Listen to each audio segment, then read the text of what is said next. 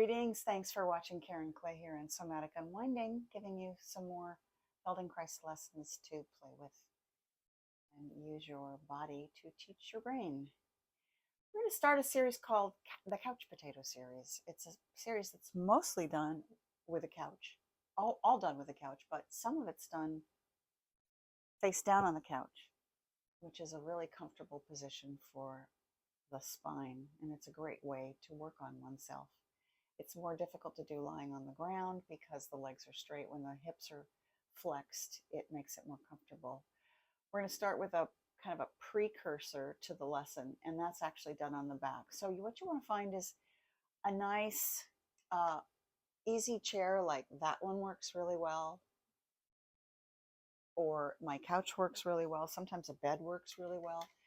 You want it to be the right height so that when you lie down next to it, the easiest way to do it is to turn yourself sideways and then flip your legs up. So you want to have your thighs right next to the couch. See how this is just about the perfect height for me. A chair doesn't work so well that has a back because you don't have any space for your feet. So either a very deep, easy chair or a bed or a couch is the best thing to use. So let's just begin here. Actually, let's begin with the baseline. So get yourself set up and come back. And then please come and lie on your back, sensing the weight of your heels on the floor, the exact contact through each heel. And then the weight of the pelvis. Do you feel more weight on the right side of the pelvis or the left side of the pelvis? Do you wish that your pelvis could let go into the ground a little bit more? And then what about the curve of the lower back? How long is that arch from beginning to end? Beginning in the sacrum or the pelvis and ending somewhere in the middle back? And then how deep is it? Could you take a whole hand and slide it under that space? Or only part way? Maybe fingertips or maybe knuckles, but not the heel of the hand. And then roll your head gently right to left. Not looking to meet or find out how far you can go. That's a useless task, to try and find out how far can I go. It's just pushing up against limitation, which reinforces a sense of limitation. So let's just hang out in freedom and reinforce freedom instead of reinforcing limitation. All right, so now bend and stand your legs. Roll to your side. Approach your couch, chair, whatever. I'm going to call it a couch for the lesson just so I don't have to use a bunch of words.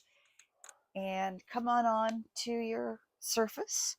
Bring your hips as close to the front as you can so that you have a straight line from your knee to your hip. And just sense what it feels like, to the relief that it feels to your lower back to have the weight of the femurs driving directly back into the pelvis. So how much do you think each of these thighs weighs? At least 20 pounds. So that means you've got 20 pounds worth of weight driving into the hip joint, which is very, very close to the sacrum. So between the sacrum and the pubic bone is the hip joint, about right there.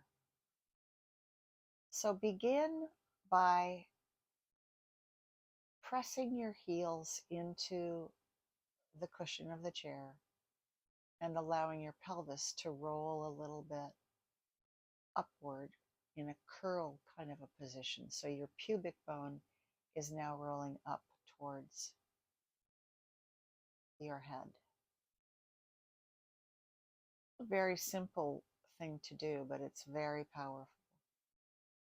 So do you notice that the force dissipates through your back into the ground, or do you notice that the force rises up through the top of your head so that your chin moves a little bit.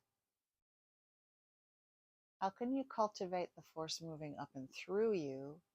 It's a different vector than just allowing it to drive backwards into the ground. Right? So for every action, there's an equal and opposite reaction. So it depends on where you aim the action as to where the reaction takes place. Good. Now arch your back away from the floor. Think about drawing your heels towards you, but don't actually do it. Just initiate the action. You could also think about drawing your knees towards you. That's going to engage your hip flexors and cause your tail to roll backwards on the floor so that the low back arches and the pubic bone is going down and away, down and away. And now go back and forth between the pushing of the heels and the pulling of the heels. Really letting it slow beyond what you've ever imagined before.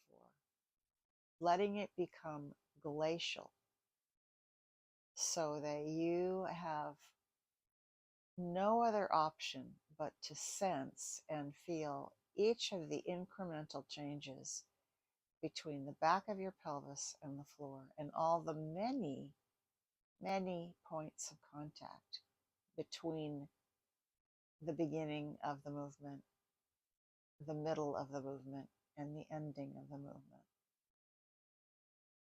It feels different to roll down the back of the pelvis than it does to roll up the back of the pelvis. It feels different to press close to the tailbone than it does to press the low back. So maybe you can imagine a strand of pearls and that you're pressing the pearl that's underneath the tailbone and then the next pearl, which is just a quarter of an inch further up, and then the next pearl and the next pearl. Maybe it can become an investigation and an inquiry into uncharted territory. Now press only one heel away and then the other heel away so that you're moving your pelvis to the right and to the left. What I mean by that is your belly button is turning to the right and turning to the left. Also, your pubic bone is tilting down on one side and up on the other, depending on which direction you're going. Yeah?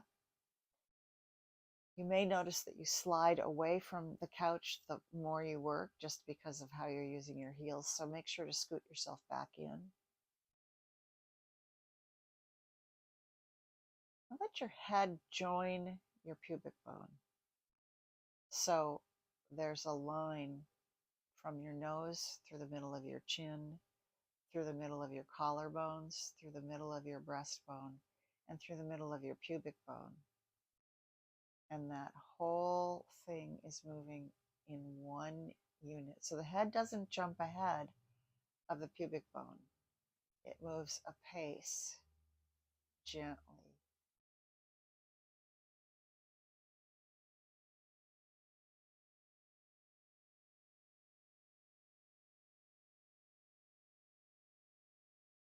So this is exactly what we're going to be doing when we're forward on the couch. I wanted to give you a perspective that you would have a context for. So when we flip ourselves over to face down on the couch, you'll have a context for it. Let's move away from the couch. Return to lying on your back. And sense how your pelvis meets the floor. You'll also notice that my voice just got deeper. Particularly how let go is the lower back. Is there less space underneath it? Is it hard to get anything underneath it now? And then if you roll your head,